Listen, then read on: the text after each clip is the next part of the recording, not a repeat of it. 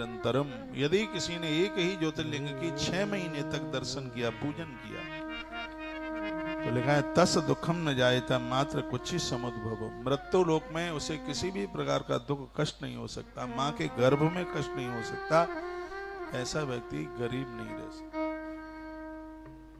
गरीब घर में जन्म लेना ही हमारे बस का काम नहीं था, लेकिन हम गरीब रह के मरेंगे नहीं, ये हमारे बस में। भगवान की पूजा करते हैं, नोट आकाश से नहीं गिरते, हाँ धन आने के रास्ते निकल आते। आज आपका कारोबार इतना चल रहा है, सच मानिए भगवत कृपा है, किसी न किसी देवता की कृपा है। मेहनत तो रिक्शा वाला बहुत करता है, घर परिवार चलाना मुश्किल होता है। कल मैंने एक बात कही है उज्जैन में, आप बच्चे हैं, विद्यार्थी हैं, विद्या से प्रेम करो। आप गृहस्थी हैं, परिवार से प्रेम करो। इतना करो प्रेम, प्रेम भी मुंह उठा करके खुश हो जाए किसी व्यक्ति के पास में आए। बाबा जी बन जाओ तो अलग बात है, जब या आप गृहस्थ हैं, बच्चों से प्रेम करो, पत्नी से करो, पति से करो, रिश्तेदारों से करो, आओ जाओ, यह गृहस्थ का धर्म है। जब तक आप गृहस्थ में, अब ये टाइम देख लेना गृहस्थ में कब तक है। गृहस्थ में तब तक है जब तक बेटे का बेटा बोल नहीं पाता है, तब तक। फिर तो आप बाबा बन गए, फिर तो आप दादी बन गए हैं, फिर आप वानप्रस्थी हो गए, 60 के ऊपर आपकी उम्र हो गई है, तो फिर आप वानप्रस्थी हैं। तो वानप्रस्थियों को प्रेम किससे करना है? वानप्रस्थ धर्म आश्रम में प्रेम करना है परमार्थ को। दान पुण्य धर्म पूजा पाठ भगवान, जैसे विद्यार्थी विद्या को प्राप्त करता है, प्रेम करता है, उसी प्रकार से वानप्रस्थी लोगों को परमार्थ से प्रेम करना चाहिए। आपने दुनियादारी को बहुत कमा धमा करके दिया है और अब उम्र पलटा खा रही है, अब परमार्थ से पूरा प्रेम कीजिए। और जो सन्यासी बन चुका है वो त्याग से प्रेम करे, सब कुछ छोड़ दे, बस अब कुछ नहीं, सब छोड़ दे। 4 आश्रम हैं, चारों आश्रमों के 4 प्रेम हैं। ब्रह्मचारी विद्या से प्रेम, गृहस्थ परिवार से प्रेम, वानप्रस्थी परमार्थ से प्रेम और सन्यासी त्याग से प्रेम करते। जीवन देखिए, कभी कभी कथाएं सुन करके और आप घर में बोर होते हैं, हम भी बाबा बन जाते, बाई बन जाते, हरिद्वार चले जाते। ना ना ना ना, बड़ा कठिन पंथ है, बहुत कठिन है। बच्चे मुझे आके बोलते हैं, कहते हैं हम बाबा बनना चाहते हैं। कलयुग में तो बहुत कठिन है। ये शब्द बोलने में बड़ा हल्का है, लेकिन जीना बड़ा मुश्किल, बहुत कठिन। मैं तो जी रहा हूं ना, इसलिए मुझे पता, बहुत कठिन। मेरे महाराज जी, एक बार मैं उनकी गाड़ी में बैठा था, मेरा भाग्य था, हरिद्वार में गौशाला जा रहे थे, मैं बैठा। वो कहते हैं बेटा जानता है बाबा जियों का जीवन कैसा होता है? मैंने कहा गुरुजी आप बताइए। जब गुरुजी लोग बोल रहे हैं तो सुनना चाहिए, हम बोले नहीं। तो कहते हैं बेटा महात्मा बन जाना इसका मतलब है कि अब जिंदगी तुम अपने हिसाब से नहीं, अब तुम जीवन दूसरों के हिसाब से जियोगे। अब तुम अपना जीवन जीने में स्वतंत्र नहीं है, क्योंकि तुम्हारे जीवन से लाखों लोगों की जिंदगी जुड़ चुकी है। अब जीवन ऐसा जीना है जिस जिंदगी से लोग को सीख ले सके। महात्माओं का हर क्षण एक व्यक्ति के अंदर शिष्यता को भर देता है, उनका जीवन ही ऐसा होता है। जब तक आप गृहस्थ में हैं, 50-60 साल की जिम्मेवारियां पूरी नहीं हो रही हो, बच्चों को डेवलपमेंट करो। एक बात और मैं कह के आगे चल रहा हूं, 7 पीढ़ियों के लिए रख देना, ये आपने कोई ठेकेदारी नहीं ले रखी है। आपकी जिम्मेवारी इतनी है कि आपके बच्चे किसी के सामने हाथ न फैलाएं, उनको इतना सक्षम बनाइए वो अपने बच्चों का पालन कर सकें। लेकिन दुर्भाग्य यह है 5-7 पीढ़ियों को कमाने की आदमी सोचता है, यह भी कर जाऊं, यह भी कर जाऊं, जिंदगी का पता नहीं है, फूकना गुब्बारे की तरह जीवन कब फूट जाए। जो पहले चले गए हैं कौन उन्हें याद कर रहा है? जो बहुत काम करके गए थे, अपनी माँ को, सास ससुर को याद कीजिए, कहाँ कितना याद कर लेते। और यही जीवन की बिल्कुल स्थिति है। त्याग में जीवन जीना है। त्याग का मतलब ये नहीं है कोठी ना हो, मकान ना हो, गाड़ियां ना हो, ये त्याग का मतलब नहीं है। त्याग का मतलब है जो चीज आपके पास में है, कभी ये छिन भी जाए, चली भी जाए, तो इनके चले जाने का आपको दुख न हो, बिल्कुल यही त्याग की परिभाषा है। जय हो। ऐसा जीवन जीने की आवश्यकता। तो भगवान की ये पूजा पाठ तो हमें परम त्यागी बना देती है, सृष्टि से प्यार प्रेम करना सिखा देती है। ही नहीं होनो यदा जात्वा ज्योतिर्लिंगम च पश्यति। नीच कुल में उत्पन्न होने वाला व्यक्ति भी ज्योतिर्लिंग का दर्शन करने का, पूजन करने का अधिकारी है। कहते हैं कि जो भगवान शिव की पूजा करता हुआ मौत को प्राप्त होता है, वह अक्सर जन्म में एक पवित्र और एक सत्य में घराने में उसका जन्म होता है। इतनी बड़ी महिमा है देवी देवताओं के पूजा की। तो आपने 12 ज्योतिर्लिंगों के बारे में बहुत बार सुना पड़ा है, लेकिन इस समय में आपको कुछ ज्योतिर्लिंगों के उपलिंग हैं, उनकी चर्चा करने के लिए जा रहा हूं। सोमेश्वर शयतलिंगम अंत के समुदाहितम मैया सागर संयोगे तल्लिंगम उपलिंगकम। सोमनाथ भगवान का उपलिंग है और उसका नाम है अंतकेश। ये मही नदी पड़ती है, महानदी। ये मैं आपको बोलूं, ये बड़ोदरा और भरूच के बीच में। खाटू श्याम भगवान को यहीं तो सिद्धि मिली है। जब वो बर्बरीक थे, उन्होंने इसी जगह पर तप किया, इसी जगह पर साधना की है। भगवान महादेव प्रकट हुए, दर्शन दिए। यही थे भगवान अंतकेश, जिनका वर्णन है यहाँ पे। इन्होंने श्याम बाबा को दर्शन दिए और 3 वाण महादेव ने दिए। इसलिए तो श्याम बाबा को 3 वाण वाला, 3 वाण धारी कहा जाता है। और 3 वाण ऐसे हैं श्याम बाबा के पास आज भी हैं, जिनका सामना कोई नहीं कर सकता। कभी आप माई की परिक्रमा को जाएं, नर्मदा मैया की परिक्रमा को, तो जहां से गाड़ियां छोड़ी जाती हैं, पानी के जहाज में बैठा जाता है, वहीं पर महादेव अंतकेश है। ये सोमनाथ भगवान का उप ज्योतिर्लिंग है। ये तो लिखने के लायक बातें और आप लिख नहीं पा रहे। 12 ज्योतिर्लिंगों की भारी महिमा है, तो उनके उपलिंगों का भी बहुत बड़ा महत्व है। कौन कहाँ है, यह है मैं आपको निवेदन करने को जा रहा हूं।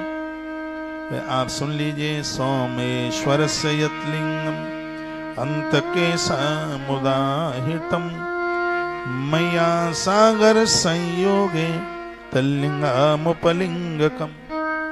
तो मैया सागर है, तो ऐसी जगह पर यह सोमनाथ भगवान का उपलिंग है। भृगु कच्छ में स्थित परम सुखदायक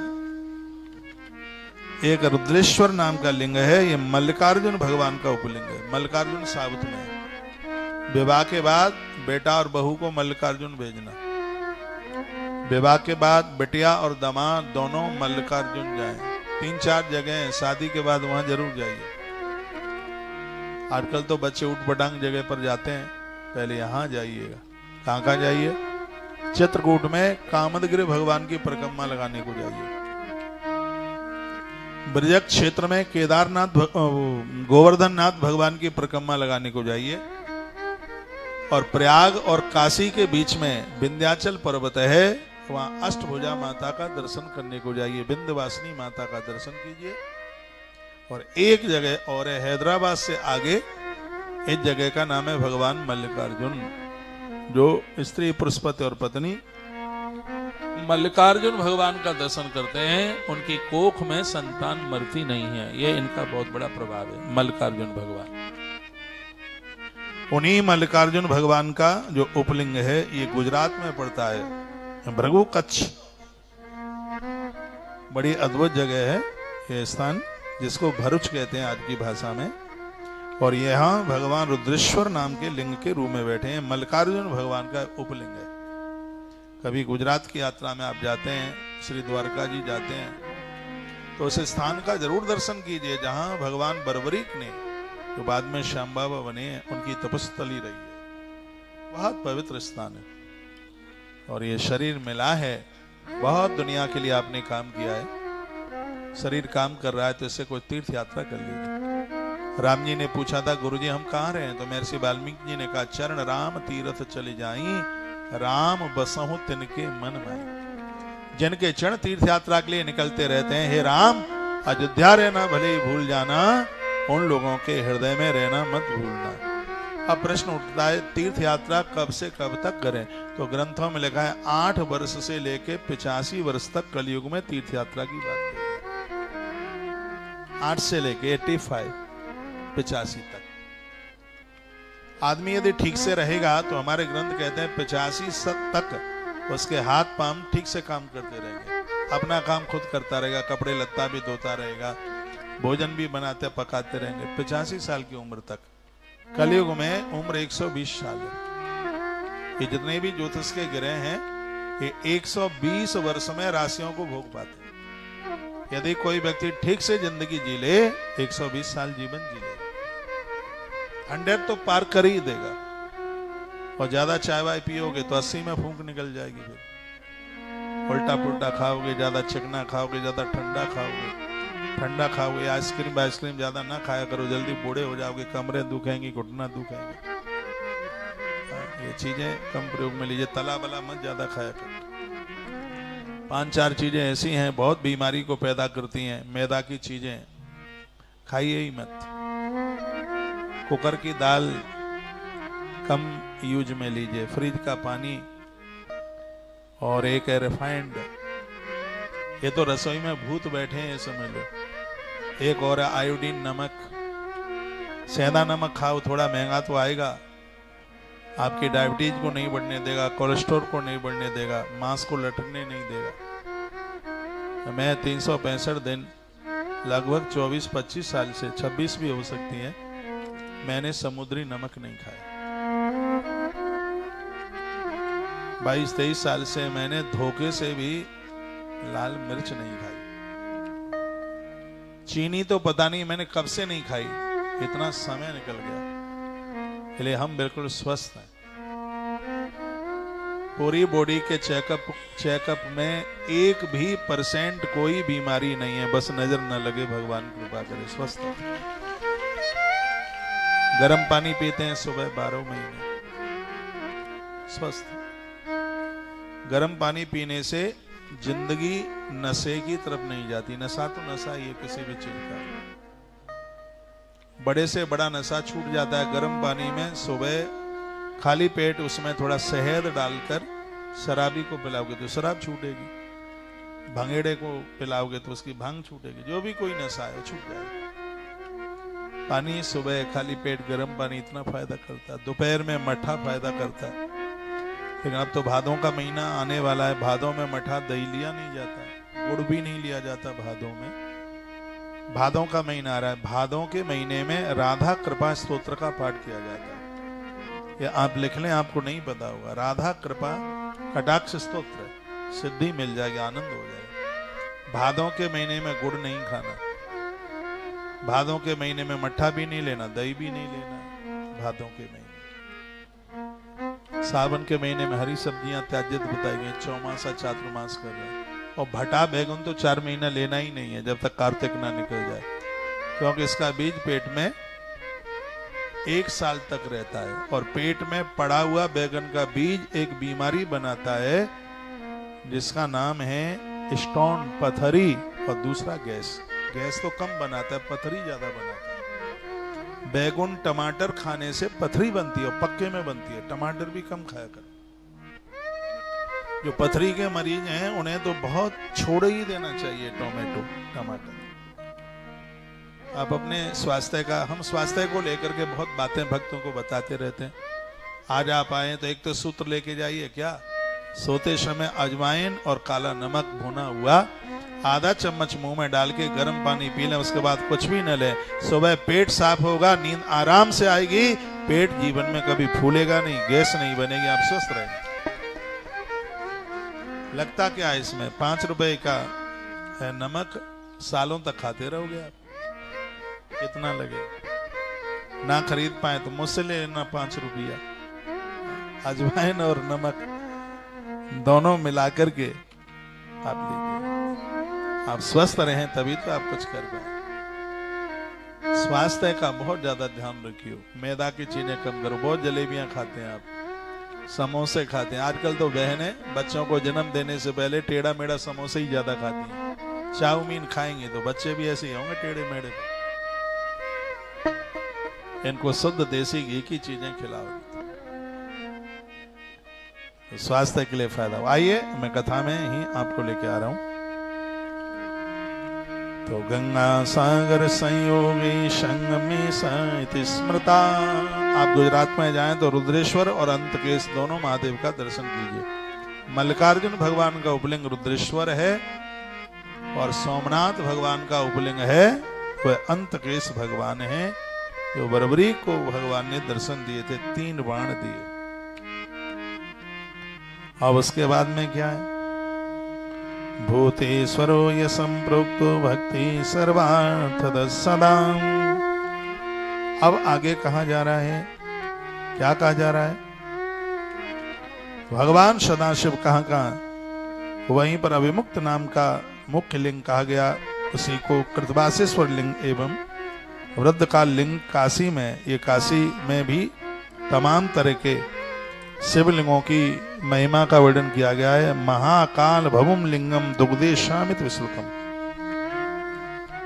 महाकाल भगवान यही अपने उज्जैनी वाले, इनका उपशिव लिंग है जिनका नाम है दुग्धेश्वर। ये कहीं नर्मदा मैया के किनारे पर है, दुग्धेश्वर। होशंगाबाद वगैरह इधर कहीं होंगे, तो वो बड़े प्रसिद्ध हैं, जो संपूर्ण पापों का नाश कर देते हैं।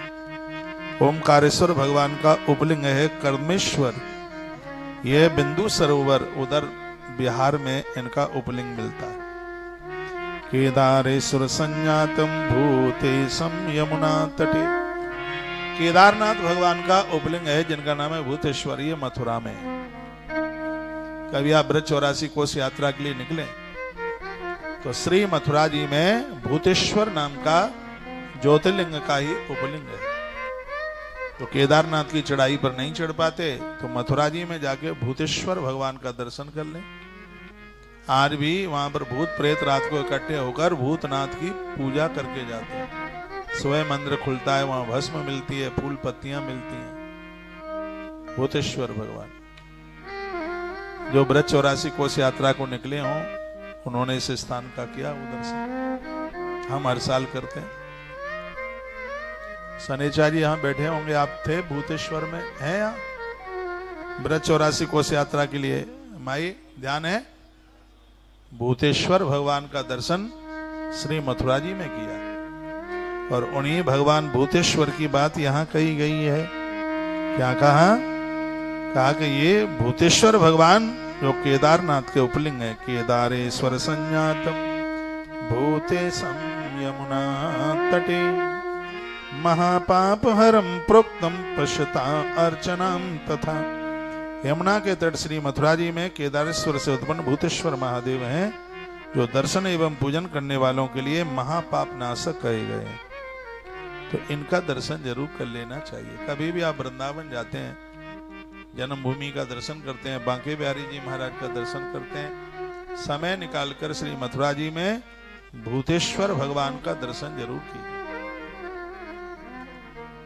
और ज्योतिर्लिंगों में से भीम शंकर, यदि आपका बेटा फौज में है, मिलिट्री में है, तो उसे भीम शंकर का दर्शन जरूर कराइए। भीम शंकर का दर्शन करने वाला आदमी दुश्मन को जीत लेता है। तो मैं बराबर निवेदन करता हूं, कौरव को जीतने के लिए, कौरवों को जीतने के लिए, दुर्योधन को जीतने के लिए पांडवों ने भी भीमा शंकर महादेव का दर्शन और पूजन किया, दुश्मन को परास्त करने के लिए। भगवान भीमा शंकर किसी वरदान से कम नहीं। जब जब आप भीमा शंकर के दर्शन करोगे, तब तब इस धरती के राजा की ताकत बढ़ेगी, देश की शक्ति बढ़ेगी। भीमा शंकर भगवान ऐसे। तो कहते हैं भीम शंकर संभूतम भीमेश्वर मिति स्मृता। बंबई से भी रास्ता जाता है, पुणे से भी रास्ता जाता है। बिल्कुल बियाबान जंगल में है भीमनाथ, भीम शंकर, महाराष्ट्र में, मराठा में। और अद्भुत है। सैया चले प्रसिद्धम तन महाबल विवर्धनम। कहते हैं कि भगवान जो भीमा शंकर हैं, उनका उपलिंग है, वह प्रसिद्ध लिंग महान, बल को बढ़ाने वाला है और बड़ा अद्भुत है। कहते हैं महाबल महादेव के नाम से प्रभु को जाना जाता है। सह्य पर्वत पर विराजित जगत का कल्याण करने वाले हैं ये। तत्पश्चात विश्वेश्वर से उत्पन्न लिंग शरणेश्वर नाम से प्रसिद्ध है। त्र्यंबकेश्वर भगवान का उपलिंग है, वह भी प्रकट हुआ। अब है वैद्यनाथ भगवान। लोग चक्कर में पड़ गए कि असली नकली वैद्यनाथ कौन। वैद्यनाथ यज्ञातम, वैद्यनाथ सच में आप मुझे पूछें तो ग्रंथ में जिसका वर्णन किया है 12 ज्योतिर्लिंगों में जिन वैद्यनाथ का नाम आता है वो झारखंड में बैठे हुए हैं, चिताभूमि में, वो वही है। लाखों कावड़े उनके ऊपर चढ़ती हैं। अब मराठी यहां बैठे हो तो बुरा नहीं मानिएगा ना, हम तो शास्त्र की बात कहेंगे। वो झारखंड में भगवान वैद्यनाथ, रावण लेके गया उन्हें। रावण प्रत्येक दिन कैलाश जाता था पूजा के लिए, लंका से कैलाश जाता। एक दिन भगवान महादेव को बोला समय लगता है, इसलिए प्रभु एक रूप से आप चले। कैसे लेके जाएगा, मेरा वजन बहुत है। तो रावण ने तो कैलाश सहित गुरु जी को उठा लिया, कहा देखी मेरी ताकत। और जो भी कोई चेला गुरु जी को अपनी ताकत दिखाएगा तो सीधा सिद्धांत है उसका पतन हो जाएगा। चेला कभी गुरु को अपनी शक्ति न दिखाए, अपनी ताकत न दिखाए। चेले पर भले ही कितनी भी चीजें आ गई हैं, योग्यता आ गई है, वो गुरु कृपा से आई है, और वो गुरु को ही ताकत दिखाएगा तो सब चीजें छोड़ के चली जाएंगी। रावण के साथ ऐसा ही तो हुआ। रावण कहता गुरु जी आप नहीं कैलाश उठा सकते, मैं कैलाश उठाऊं, उठा दिया। जब ये मन में बात आवे जो गुरु नहीं कर सकते वो मैं कर देता हूं, तो वहां तो पतन, तो रावण का फिर पतन तो हुआ ही। भोले बाबा ने कहा जहां तू हमें रख देगा तो हम नहीं जाएंगे तेरे से। राजी हो गया तो देवता स्तुति करने लगे भोले बाबा की। जब वहां झारखंड से निकले, वहां पर इतनी अकाल मौतें हुई थी तो भूत रुदन कर रहे थे। तो देवताओं ने, ब्रह्मा जी ने प्रार्थना करी इनके कल्याण के लिए, हे महादेव आप इस जगह पर बैठ जाइए। और भोलेनाथ तब से लेकर आज तक डॉक्टर बने बैठे हैं, वैद्य बन करके बैठे हैं। असाध्य बीमारियां खत्म हो जाती हैं भगवान वैद्यनाथ की कृपा से। पिछले साल हमने 11 दिन की कथा भगवान वैद्यनाथ को करी चरणों में। वहां कुछ पंक्तियां लिखी, तेरे चरणों में सर रख दिया है, बोला तो हे मेरा आसरा है, तेरे चरणों में सर खड़े नहीं होना रख बैठे, दिया है,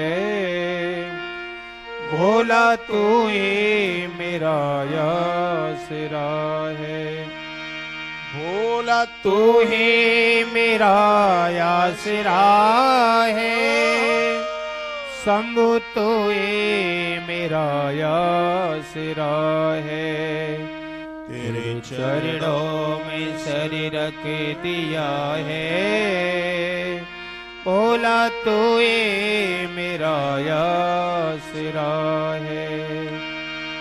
मेरी नैया को दे दो किनारा, भक्ति डूबे बाबा तुम्हारा।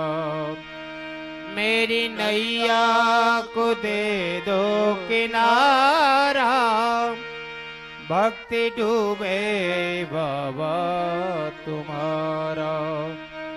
बलि लेके प्रभु दौड़ आओ,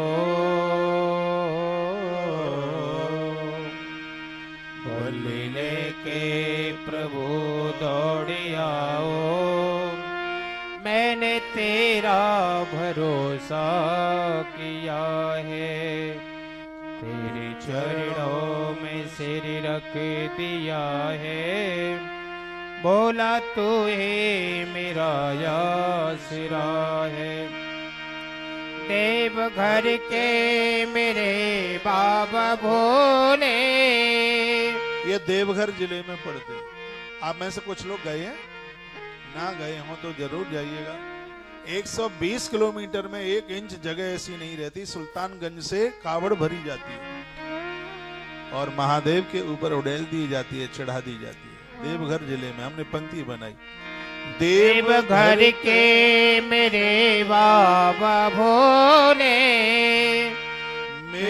किस्मत के ताला खोले।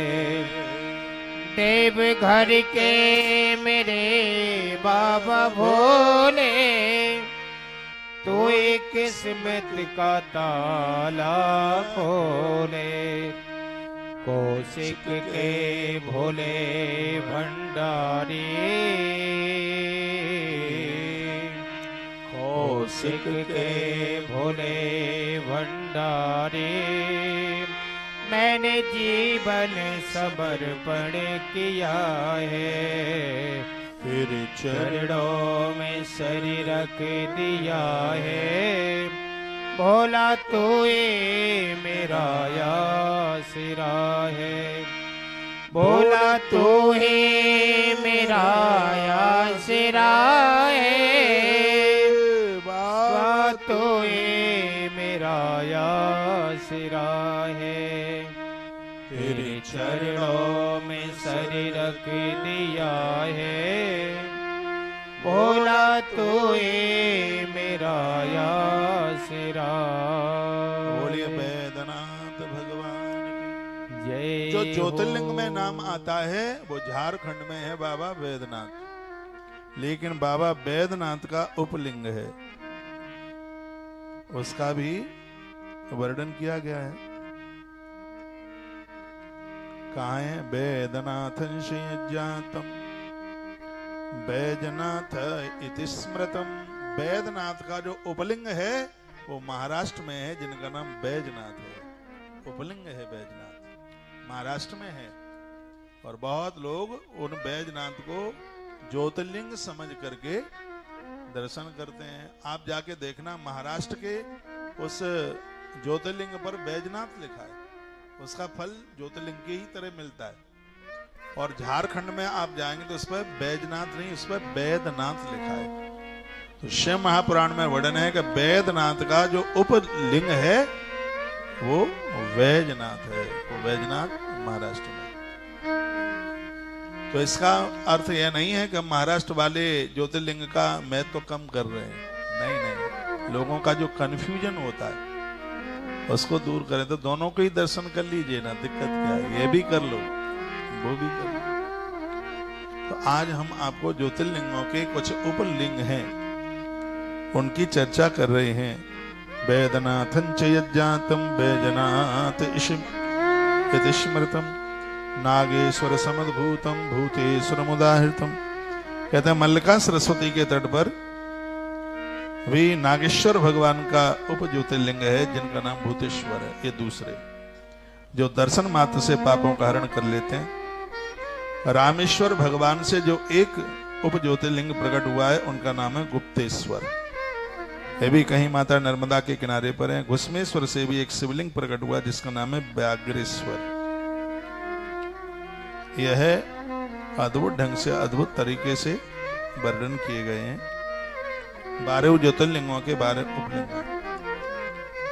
और जहां जहां आपको पता, ये आगर में एक ज्योतिर्लिंग है, क्या नाम है बता सकेंगे? बैद्यनाथ। इसका बहुत बड़ा करंट है इसका, ये भी बहुत अनादिकाल का है। ये किसी ने अपने हाथों से नहीं इसको बनाया, ये स्वयंभू है। ये दर्शन दिए हैं इन्होंने। मैंने आगर में पिछले साल दर्शन किया है और वहां की ये शिव पिंडी बोलती। अब में से किसी ने दर्शन किया है? आगर वाले महादेव, ये जी बोल रही। बहुत अद्भुत है। मुझे तो पिछले साल ऐसा लगा उनका दर्शन करके, मैं साक्षात भगवान बैद्यनाथ का दर्शन करके आ गया। उसका वर्णन है शिव महापुराण में, जिसकी मैं चर्चा कर रहा हूं, अभी आप सुनेंगे। कहते हैं इस धरती पर पूर्व, पश्चिम, उत्तर और दक्षिण, ये चारों दिशाओं में बहुत बहुत शिवलिंग है, स्वयंभू हैं, ऋषियों के द्वारा अपने आप प्रकट हुए। गंगा तीरे सुप्रसिद्धा काशी खल विमुक्तदा। सुनिए, गंगा के किनारे पर काशी है और काशी की 1 इंच जमीन खाली नहीं है जहां पर शिवलिंग नहीं है।